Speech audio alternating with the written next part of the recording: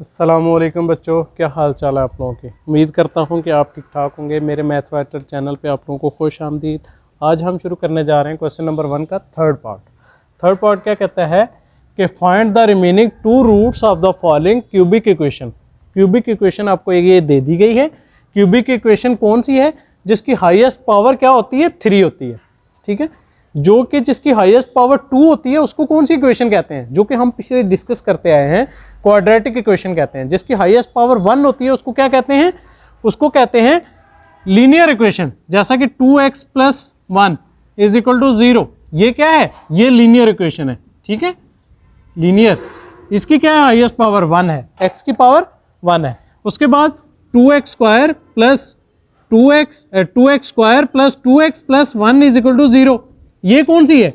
ये quadratic equation है बच्चों। ठीक है, उसके बाद क्यूबिक इक्वेशन कौन सी है? जिसकी हाईएस्ट पावर क्या है क्वाड्रेटिक इक्वेशन की?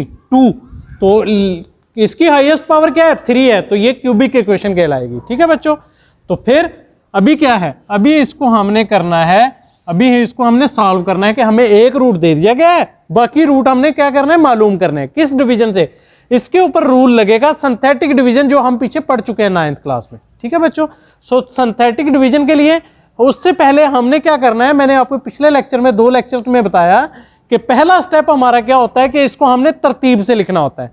तरतीब से लिखना होता है, वो क्या है? अभी देखो, इसमें हमें थोड़ा सा उसने घुमा दिया। अभी देखो, इसको तरतीब से कैसे लिखना है? x3, उसके बाद x² आना चाहिए, लेकिन यहां पे क्या आ रहा है? x आ रहा है, फिर उसके बाद 48 आ रहा है, x² इसमें है ही नहीं। तो यहां पे क्या करेंगे हम लोग? यहां पे बच्चों परेशान होने वाली बात नहीं है। यहां पे आपने क्या करना है? x³ लिखा आपने, x³ लिखा आपने, उसके बाद आपको x² नहीं पता तो आप 0x² लिख दो। 0x² हमें दिया ही नहीं गया, तो जब 0x² लिखा तो 0 को x² के साथ मल्टीप्लाई करवाया तो 0 ही आया। तो 0 किसी में प्लस कर दो, माइनस कर दो, कोई फर्क नहीं पड़ता। ठीक है बच्चों, 0x² लिख दिया, माइनस फिर आगे x की 28x + 48 = 0 और x = 2 बच्चों।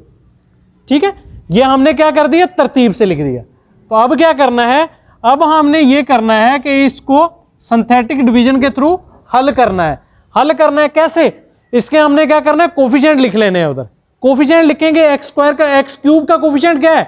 1 है, तो हमने क्या किया? 1 लिख दिया। ठीक है बच्चों, उसके बाद फिर क्या है? x² का कोफिशिएंट क्या है? 0, तो बच्चों हमने क्या किया? 0 लिख दिया।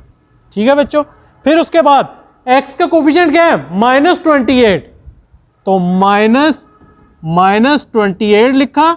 उसके बाद कांस्टेंट हमारे पास क्या है? +48, तो 48 लिख देंगे बच्चों। ये हमने लिख दिया। ठीक है बच्चों, अब क्या करना है? अब हमारे पास इसने रूट क्या दे दिया है? 2, तो इस 2 से हमने क्या करना है? इस सारे नंबरों को डिवाइड कर देना है। तो मैंने आपको बताया कि पहला रूट जो है वो सेम ऐसे लिख दिया जाता है। 1 लिख दिया, 2 को 1 से मल्टीप्लाई करवाया तो क्या आया? 2 आया। तो 0 और 2 को इसके साइन, किसके साथ भी प्लस का साइन है और इसके साथ भी प्लस का साइन है। 0 और 2 को प्लस किया तो क्या हुआ? 2 आया। फिर 2 2 जा 4, इसके साथ प्लस का साइन है, इसके साथ माइनस का साइन है। तो 28 में से 4 निकला तो क्या बचा? 24 बचा। 4 माइनस का साइन, क्यों? क्योंकि 28 बड़ी रकम है, इसके साथ माइनस का साइन है, माइनस का साइन आ गया। फिर उसके बाद -24 को 2 से मल्टीप्लाई करवाया तो क्या आया? -48 आया बच्चों। तो ये प्लस का 48 माइनस का 48 आपस में क्या हुए? कट हुए, तो ये आपका 0 आ गया। रिमाइंडर आपका 0 आ गया बच्चों। ठीक है बच्चों, अब क्या हुआ आपका? 1 2 -24। तो अब आपने क्या लिखना है? जो मैंने पहले भी आपको बताया था कि आपने लिखना है, पहले x² लिखा, ठीक है, फिर आपने x लिखा, फिर उसके बाद कांस्टेंट आता है और = 0 आ जाता है। ठीक है, अब इसके साथ पहला आपका नंबर क्या है? पहला आपका नंबर है 1, तो वो इसके साथ आ जाएगा 1 x² के साथ। फिर उसके बाद अगला नंबर क्या है? 2 + 2, तो +2 यहां पे आ जाएगा x के साथ। ठीक है, उसके बाद तीसरा नंबर क्या है? तीसरा नंबर आपका जो भी होगा वो कांस्टेंट होगा, तो वो आपका आ जाएगा -24 = 0। ठीक है बच्चों, तो अब आपने क्या करना है, अब आप देखो कि इसको और इसको आपस में क्या करना है, मल्टीप्लाई करवाना है, फैक्टराइजेशन करनी है ना हमने, मिडिल टर्म ब्रेक करनी है हमने। तो हम क्या करेंगे, 24 को 1 से मल्टीप्लाई करवाया तो 24 आ गया, 24 को हमने यहां पे रखा और 2 पे डिवाइड करवाया। ठीक है बच्चों, या इस तरह कर लो, इस तरह कर लो कि 24 लिखा तो इसको देखो कौन कौन से टेबल में आता है, कौन कौन से फैक्टर बनते हैं, 2 मल्टीप्लाई बाय 12, ठीक है, उसके बाद 3 मल्टीप्लाई बाय 4, 3 मल्टीप्लाई बाय 8, 3 8 बार 24, ठीक है, कौन कौन से टेबल में आता है, 3 8 बार 24, उसके बाद 4 4 के टेबल में आता है, 4 4 के टेबल में आता है, 4 6 बार 24, फिर उसके बाद 6 के टेबल में आता है, फिर दोबारा इससे स्टार्ट हो जाता है। ठीक है बच्चों, तो हम क्या करेंगे, हमें क्या चाहिए, प्लस का 2x चाहिए, प्लस का 2x चाहिए। तो अब हमें देखें, अगर 12 में से 2 निकालते हैं तो हमें 10 बचता है, 8 में से 3 निकालते हैं तो हमें 5 बचता है, 6 में से 4 निकालते हैं तो क्या बचता है हमारे पास, 2 बचता है। तो हमारे पास 6 और 4 दो फैक्टर आ गए, 6 और 4 दो फैक्टर आ गए। ठीक है, तो अभी हमें क्या चाहिए, 2x चाहिए, कौन सा, प्लस का, प्लस का में 2x चाहिए। तो हमें क्या करना है, बड़े के साथ प्लस का साइन लगा दो, छोटे के साथ माइनस का साइन लगा देंगे, फैक्टराइजेशन हो जाएगी इसकी। तो हमारे पास एक्स स्क्वायर सेम ऐसे ही आ गया, उसके बाद -24 आ गया इज इक्वल टू 0। तो प्लस का 6 माइनस का 4, ठीक है, प्लस का 6 माइनस का 4, क्यों, क्योंकि प्लस का 6, क्योंकि हमें प्लस का 2x चाहिए, प्लस का 2 चाहिए, प्लस का 2, तो मैंने बड़ी रकम के साथ प्लस लगा दिया, छोटी के साथ माइनस लगा दिया। ठीक है, तो अब इसके साथ क्या है, x है, तो x को हमने फैक्टराइजेशन करके किया ना, x को हम ब्रेक किया, तो x का प्लस 6x माइनस 4x, तो ये आपका आ गया फैक्टराइजेशन का। ठीक है, अब हमने क्या करना है, इसमें से कॉमन लेना है, इसमें से कॉमन लोगे, क्या कॉमन आएगा, x कॉमन आएगा। ठीक है, क्योंकि x स्क्वायर है और x है, एक x कॉमन आ गया, इसमें से एक x कॉमन निकला तो क्या बच गया, x बच गया, प्लस इसमें से x कॉमन निकल गया तो क्या बच गया, 6 बच गया बच्चों। उसके बाद माइनस कॉमन आ गया और 4 कॉमन आ गया। ठीक है, 4 कॉमन आ गया, यहां में से 4 कॉमन निकला तो क्या बच गया, x बच गया। तो माइनस माइनस माइनस माइनस क्या हो गया, प्लस का साइन हो गया। तो 24 को 4 से मल्टीप्लाई, 4 से डिवाइड करो, 24 को 4 से डिवाइड करो तो क्या आएगा, 6 आएगा बच्चों, इज इक्वल टू 0।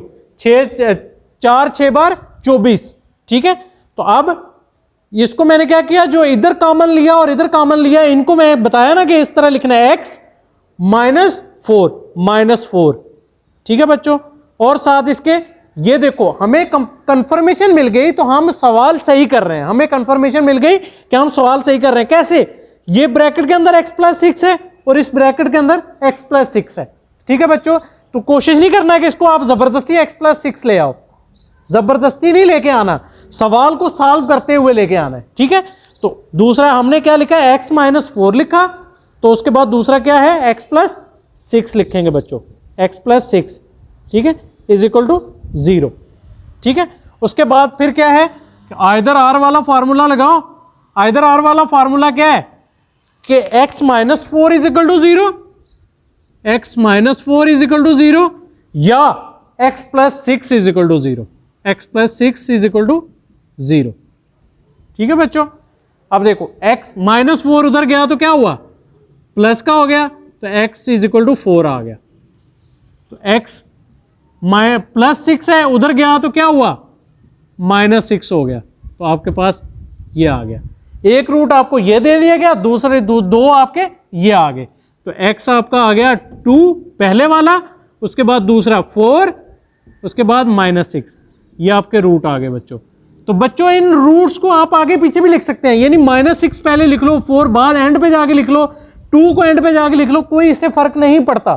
ठीक है बच्चों, तो आप रूट इस तरह भी लिख सकते हो, कोई इशू नहीं है। अगर आप यहां तक भी रहने देते हो तो कोई इशू नहीं है, आपका सवाल फिर भी ठीक है। ठीक है बच्चों, तो उम्मीद है कि आप लोगों को सवाल की समझ आई होगी। अगर किसी को कोई भी इशू हो तो वो कमेंट्स में बता सकता है। तो मुझे दुआ में याद रखिएगा। मेरे चैनल पे अगर आप न्यू हैं तो सब्सक्राइब कर लें, लाइक करें, शेयर करें। मुझे दुआ में याद रखें। अस्सलामु अलैकुम वरहमतुल्लाहि वबरकातुहू।